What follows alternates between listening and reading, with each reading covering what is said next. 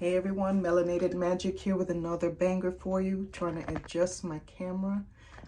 So in today's video, I would like to talk to you about shadow work. Now, I'm not going to go deep because it could take long. So I like to give you the compressed version that's very easy to understand, to give you the concept of what shadow work is and some tips on how to go about it. Now, shadow work can include doing work on your unconscious mind to uncover parts of yourselves that you're hiding from yourself. Like sometimes things could be so traumatic that they become part of your personality and you subconsciously consider it undesirable, but you don't know how to change it. And a lot of people like me have experienced a lot of trauma in their lives, and then those things follow us. It becomes what some people call a generational curse, right? Because certain ways that people are raised will create those unconscious blockages to hinder us from living our best possible life.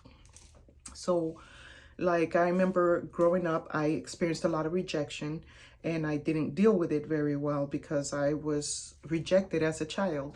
So automatically when people rejected me, it was like, great, you know. And so a lot of times we talk negative to ourselves and we add on to that situation, or feeling vulnerable around people. And it's okay to be vulnerable, but it depends how vulnerable and how trusting you are. If you trust that person, then you can make yourself a little more vulnerable, and you go making yourself more vulnerable to that individual when they show you on a consistent basis that they're earning your trust, right? So when you are vulnerable with someone, how does that make you feel? How do you feel when you are vulnerable around somebody? So those are just some of the things. So shadow work consists of the subconscious being repressed, and you have to go into those dark places to face your so-called demons or traumas, right? So because they're repressed perceptions, and these perceptions are pushing through the resistance to work through the issues that are holding you from living a better mental health life, because it messes with your mind. And according to Carl Jung, your shadow, otherwise known as your subconscious self, influences how you operate in the world, right? And in some cases, it leaves you unaware of the deeper motives behind how you project yourself to others, right? How you present yourself to the world, how you react to things, how you receive things, right? So pretty much it's about facing your shadow or your dark side to gain power over them. Now, some of the things that you could do to start doing shadow work is doing emotional inquiries. And I know that that is pretty scary, because a lot of times we suppress things because they hurt us so deeply. Like, for example, a child that was molested, they have repressed that because it traumatized them so much that sometimes children can't even remember that. And I believe that the divine does that to help them cope with that trauma. So that goes into your subconscious. Everything from what the time you're born, things go getting recorded from your conscious mind to your subconscious mind. And a lot of times your life becomes very systematic to where your subconscious already knows that, for example, if you're talking positive things, but your subconscious knows that you're usually not a positive person, then your conscious, what it's trying to do is protect you, but it's really hindering you and blocking you from getting things into your subconscious, which is why I mentioned it in a few of my videos that you ought to do ask affirmations to bypass that conscious, to start believing these things until you believe it so much that you're like, yeah, I am successful. I am. So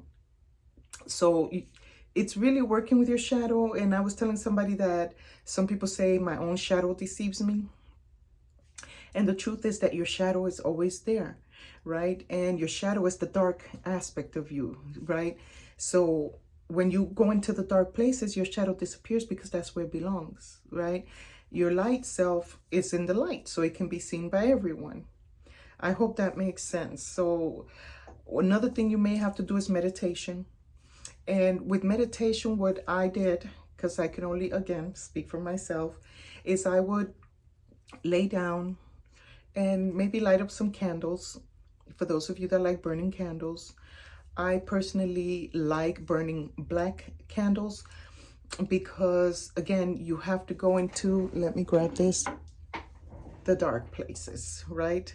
You got to go into that dark world. So, sorry, y'all. Hope you ain't see my big old chin sticking out. But pretty much, in these are some of the black candles that I use. Once you, I know you can see through the candle, but anyway, it's a black candle. And sometimes you could write things in the candle. One day I'll talk about candle work, but pretty much, or you could play soft meditational music. And what you're gonna do is you're gonna close your eyes because you need to go back into the dark places. There's a biblical scripture that says, I will give you the treasures that are in the darkness. And those treasures in the darkness, you have to go to the darkness to get it. And pretty much that has to do with manifestation as well. I go to the dark places a lot because I have to, and think about going to a dark place, because I know people hear dark and they automatically think negatively, but in this aspect, it's not.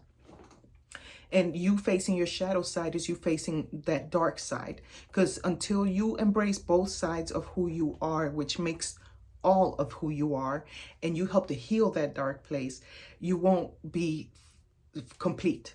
You have to be able to understand your dark side and be able to work with it and understand why you have those dark ways about you. Because there's a scripture that says that the darkness runs from the light because the darkness does not comprehend it. And I believe that that's us when we're born. We're in a dark place for almost a year, and then we come out. We come from the darkness, we go into a dark room, and then when we're born, we see the light for the first time, or the light hits us for the first time. And the world raises us according to what it believes to be right. So you're being deceived. So now you came from that darkness, not understanding the darkness, and people are teaching you works of darkness because they themselves have never understood the darkness. But when you become comfortable and unafraid of going to those dark places, now you could fear those, you could face those traumas, fears, insecurities, whatever it is that caused you to do those things that you do not like about yourself, but you cannot change it. And I'm going to talk in another video about doing mirror work. But as far as going into the dark places, you need to be comfortable doing those things, and meditation becomes important. And I'm not saying that you have to completely tune in, but you have to close your eyes and think about it. You close your eyes when people pray, they close their eyes. When people make love, they close their eyes. When people kiss, they close their eyes. When people cry, their eyes close. So a lot of times when we desire to tap into the spiritual, or something feels so spiritually connected, because lovemaking and kissing, those things are spiritual. And it takes you to the dark places, right? Because you're picturing it in the way you are imagining it in your mind to be, right? But facing those dark spirits that have haunted you for so long is you facing them on, not running from it anymore, and not constantly repeating the situation over and over, because we have to start telling ourselves another new story. So here with the shadow work, you're going to be able to go back into and travel back into what caused that trauma. People that hurt you, family members that may have belittled you. Maybe you grew up like me, scattered all over the place, not having a true place to call home. Maybe you haven't been able to settle with people, and you are a runner because you don't know how to make yourself vulnerable and give yourself to people because you're still hurting over that past trauma. And in order to leave it behind you in the past, you're going to have to face it head on. And it's not always easy, and you don't have to do it all at one time, but also journaling all that pain is a great thing to do. Writing down what happened, how it made you feel, who did this to you, all the people that hurt you. Write it on a paper. Take another paper and write down every single name of every single person that has ever done anything to hurt your soul, that it impacted you to where it made you who you are today. And because remember, you're working on becoming a more evolved, better person, because there's things about you you don't like that you desire to change. And those things are all always spiritual. And I don't care what people say, that this is not a real realm, that your spirit is what's real. Yeah, your spirit is real, but your physical being is real too. This is not, a lot of people tell you this is an illusion. It's a temporary state.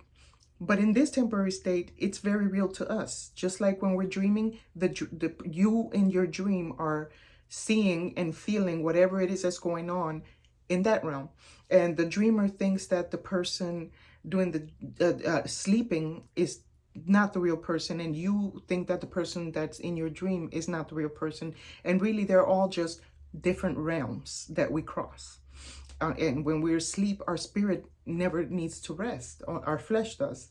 So the spirit travels, what some people call astral projecting, where they know how to control it to where they desire it to travel. And that takes time to learn. We're not even talking about that, but I'm just giving you some examples as far as that we feel real pain and real hurt and real disappointment and real betrayal, and those feelings feel very real, right? Because in this realm. So whether it's a temporary realm, a temporary state, because we know we're not going to live forever in this avatar that we're trapped in, we still have to learn to live in it and with it, right? And there's nothing sadder than living in your own avatar, your own body. That's what I mean when I call it an avatar. It's hard living with yourself at times, not knowing what direction to take, because nobody really stops to teach us these things. Now more awareness is coming out, where people are more coming out with these positive things and teaching about affirmations and stuff. But you have to decide when, because you're never going to be ready. Let's face it, you're never going to be ready to face that pain. But the sooner you do it, the sooner you can then start working on your healing, which is where mirror work comes in. So yeah, you're going to cry, you're going to write down, you're going to remember it, but we're trying to remember it one last time. And you're not going to fully forget. Like, I remember a lot of traumatic things, but it's like I don't travel there. I don't go there anymore. You know, I know it's there, but I already faced that, and I closed the door behind me because I already made peace with that situation. And that's what you're going to have to do. You're going to have to go into the dark places. And while you're working on your healing, you're going to also work on, the traumas. Take that paper with all those names that you wrote down, and go somewhere where you can burn that paper, where it's safe, okay? We don't want to start fires here. We'll be calling 911. And burn it and say, I before you burn it, say, I forgive you and I release you. And I no longer hold this against you, and burn that paper with all those names. Write down every name you could think of. I ran out of paper. I had to go in, because it was that many people that have done me wrong in this lifetime. And a part of it was because I kept attracting that type of energy, because I was not healed. So I didn't understand why I kept drawing motherfuckers into my life. That's the simplest way I could say it. So now that I've changed my life, I'm more choosy who I'm vulnerable to, who I open up myself to, who I trust, because those things take time to build. And because we've all been traumatized in some way, we all have trust issues. But you start to know who's right for you and who really has your best interest. And, you know, you don't have to be the best of friends and everything, but you know that because there are kind people in this world. We're all just trying to figure this thing out. And it's better to do it together than individually. That's why I don't shun religion, but I'm not for religion at the same time, because it's so divisional. It's so segregational, you know, and I don't believe that that's who the Most High is, that he just chooses one set of people and shuns the rest when people's hearts are seeking him in a pure way. I just don't believe that anymore. Hey, Wrong, right. Again, I'm talking from myself. I'm talking in first person perspective. So you have to make your own decisions, but let me know what you think about this and whether you need to do shadow work and whether you're courageous enough to start that journey. I'm not going to tell you to wait. I'm going to tell you to pray for strength and courage to endure and to do it privately and not tell everybody what you're going through.